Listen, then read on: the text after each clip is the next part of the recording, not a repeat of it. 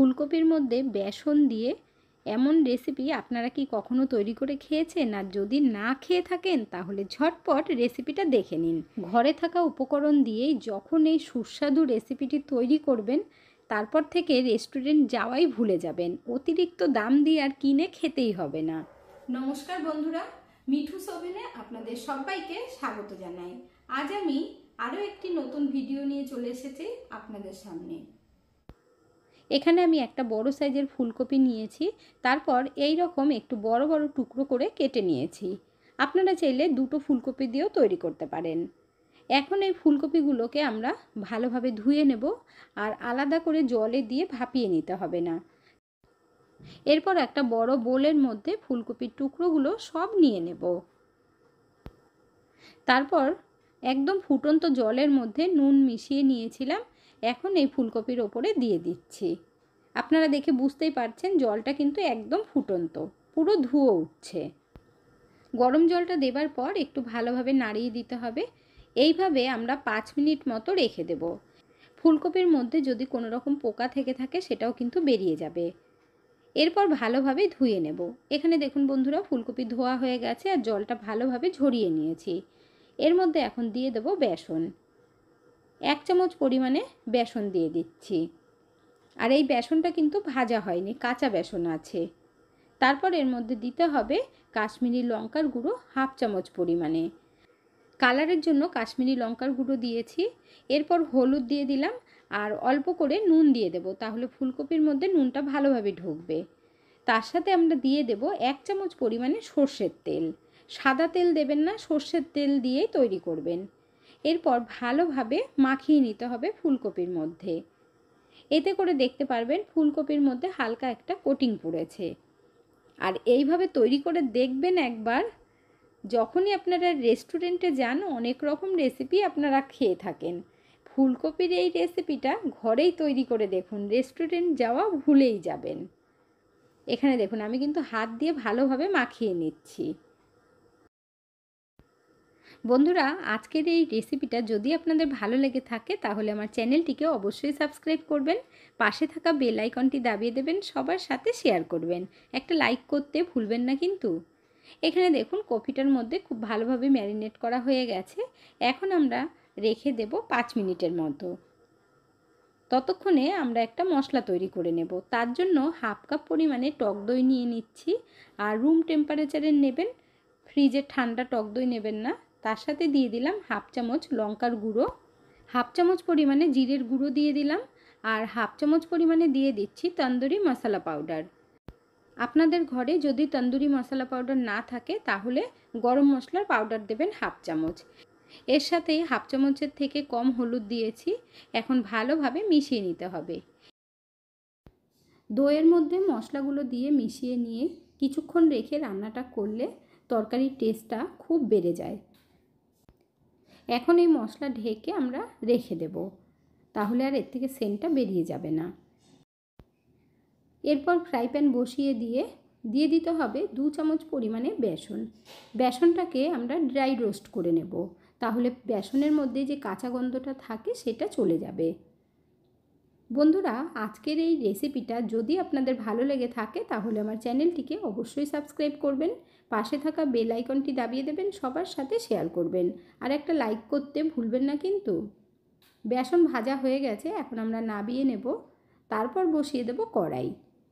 কড়াইয়ের মধ্যে দিয়ে দেব 2 চামচ পরিমাণে সর্ষের তেল।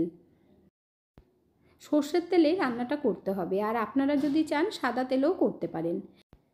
তেল গরম হবার পর কড়াইয়ের মধ্যে খুন্তি দিয়ে একটু ছড়িয়ে দিতে হবে। এর মধ্যে এখন দিয়ে দেব ফুলকপিগুলো। ম্যারিনেট করা ফুলকপি এখন আমরা ভালোভাবে ভেজে নেব। এতে করে দেখবেন বেসন দিয়ে মাখানো আছে বলে ফুলকপির মধ্যে হালকা একটা কোটিং পড়বে, খেতে খুব ভালো লাগে। আপনারা যদি কখনো এই রেসিপি না তৈরি করে খেয়ে থাকেন তাহলে অবশ্যই একবার তৈরি করে দেখবেন বন্ধুরা। আশা করছি আপনাদের কাছে ভীষণ ভীষণ ভালো লাগবে।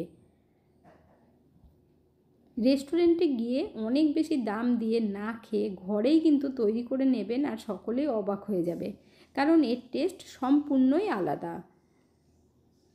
দেখুন ফুলকপিগুলো ভাজা হয়ে গেছে, এখন আমি তুলে নিচ্ছি। আপনারা দেখে তো বুঝতেই পারছেন ফুলকপির কালারটা কত সুন্দর হয়েছে। ফুলকপি রান্না করতে কিন্তু অনেকটাই তেল লাগে, তবে আমি একদম কম তেলেই রান্না করে দেখাচ্ছি। এই কড়াইয়ের মধ্যে 2 চামচ সর্ষের তেল দিয়ে দিলাম, আর তেল গরম হবার পর অল্প করে জিরে দিতে হবে। তারপর একটা বড় সাইজের পেঁয়াজ দিয়ে দিলাম। পেঁয়াজটাকে কুচিয়ে কেটে দিয়েছি, যেমনভাবে ডিমের অমলেটের মধ্যে দেওয়া হয় ঠিক ওই রকমভাবেই কেটে দেবেন। এখন আমরা পেঁয়াজটাকে একটু লাল করে ভেজে নেব। এই রেসিপিটা যদি আপনারা নিরামিষভাবে তৈরি করে খেতে চান তাহলে পেঁয়াজ দেবেন না, ডাইরেক্ট এর মধ্যে জিরে আদা বাটা দিয়ে দিতে হবে। এরপর আমি অল্প আদা আর রসুন বাটা দিয়ে দিলাম। মশলাটা ভালোভাবে পেঁয়াজের সাথে কষিয়ে নিতে হবে। নিরামিষ রান্না করলে অল্প করে ধনের গুঁড়ো দেবেন, তাহলে খেতে খুব ভালো লাগবে। এখন আমরা আদা রসুনের কাঁচা গন্ধটা যাওয়া পর্যন্ত ভেজে নেব। এর মধ্যে এখন দিয়ে দেব টমেটো, তবে টমেটোটাকে পেস্ট করে দিচ্ছি। এখানে আমি একটা মিডিয়াম সাইজের টমেটো পেস্ট করে দিলাম। আপনারা যদি টমেটো না দিতে চান তাহলে শুধু দই দিয়েও বানাতে পারেন। এখন খুব ভালোভাবে কষিয়ে নিতে হবে, মানে টমেটোর কাঁচা ভাবটা যাতে চলে যায়। টমেটোর মধ্যে যে জলটা ছিল দেখুন অনেকটাই টেনে গেছে। এর মধ্যে এখন আমরা ভাজা বেসন দিয়ে দেব। ফুলকপির নিরামিষ তরকারি বা ফুলকপি মাছের ঝোলে অনেক রকমভাবেই আপনারা খেয়েছেন। এইভাবে একবার তৈরি করে দেখবেন, গ্যারান্টি দিয়ে বলতে পারি এর আগে আপনাদের কখনোই খাওয়া হয়নি। বেসনটা দিয়ে ভালোভাবে মশলার সাথে মিশিয়ে নিতে হবে, আর গ্যাসের ফ্লেমটাকে কমিয়ে দেবেন। তারপর যে আমরা মশলা তৈরি করে রেখেছি সেটা দিয়ে দিতে হবে। মশলাটা দিয়ে একটু আমরা কিন্তু জল দেব, না হলে দেখুন একদম শুকিয়ে গেছে। হাফ কাপ মতো জল দিয়ে দিলাম। তারপর এই মশলাটা কষিয়ে নিতে হবে। বন্ধুরা, আপনারা কে কোথা থেকে ভিডিওটি দেখছেন অবশ্যই কমেন্ট করে জানাবেন, তাহলে আমিও বুঝতে পারবো আমার বন্ধুরা কোথা থেকে দেখছেন। আর আপনারা সকলেই এত সুন্দর সুন্দর কমেন্ট করেন, আমি সকলের কমেন্ট পড়ি আর আমার কমেন্ট পড়তে ভীষণ ভালো লাগে। এইভাবে আমার পাশে থাকার জন্য আপনাদের সকলকে জানাই অনেক ধন্যবাদ। ভালো থাকবেন, সুস্থ থাকবেন। মশলার মধ্যে আরও 1 কাপ জল দিয়েছি, আর মশলাটাকে ভালো করে মিশিয়ে নিতে হবে, এতে করে কাঁচা গন্ধটাও চলে যাবে। এখন এর মধ্যে দিয়ে দেব হাফ কাপ পরিমাণে মটরশুঁটি, আর এর মধ্যে কিন্তু নুন দিইনি, তাই স্বাদ মতো নুন দিয়ে দিচ্ছি।